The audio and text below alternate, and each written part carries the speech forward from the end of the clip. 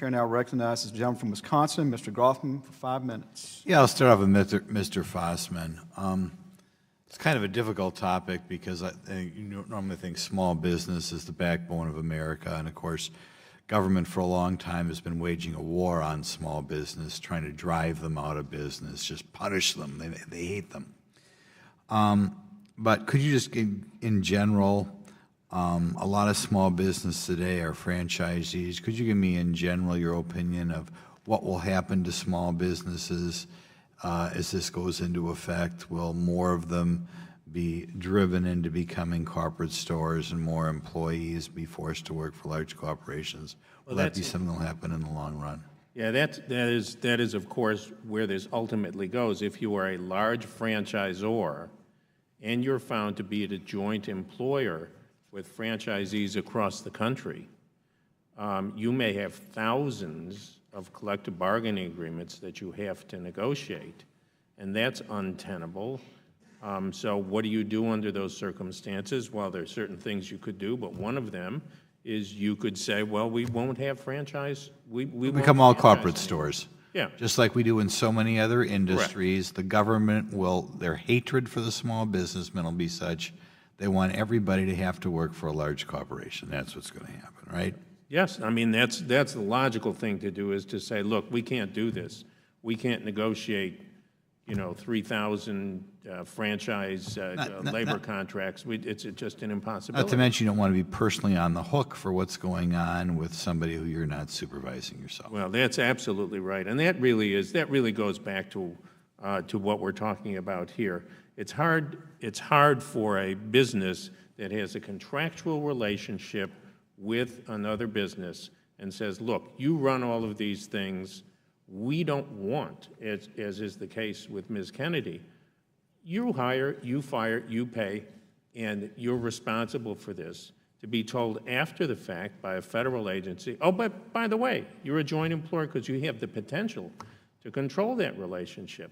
I mean, that just makes no sense. The parties do this, and with all due respect to what I've heard today, companies do this not to evade the law. They do this because this is a legitimate and important business model in generating jobs throughout the United States. It's not a nefarious way to get around paying employees what they're entitled to under the law. Well, Ms. Kennedy, I'll ask you, I guess you own several Taco Johns, but you probably started out with one. Actually, I bought the company in 1999, and we started out with more restaurants than I have today. I started with 14. I'm down to 9. Oh, okay. Yeah. I'll ask you, though, as somebody who is a franchisee, would you feel you were a small businesswoman if, I guess, you lost control of the employer-employee relationship, or in which more and more of the employer-employer relationship, assuming Taco John's would allow you to continue to exist, would be directed from the corporate level? In effect, it would make me a manager for them.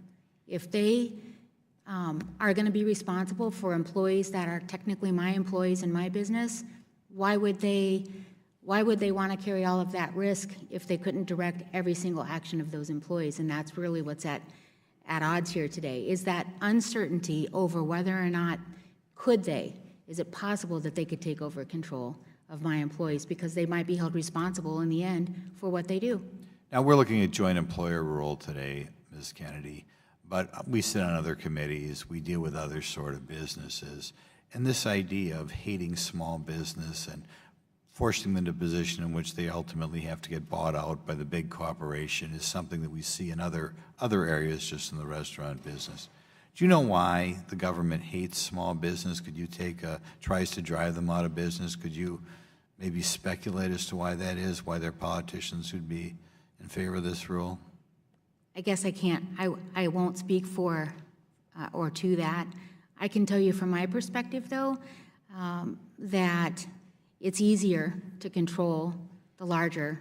Easier to control. Yeah. Control the big business than control the little guy. Yeah. You lose touch, of course, with the local community. I'm sure you give money to the local charities and participate in those events.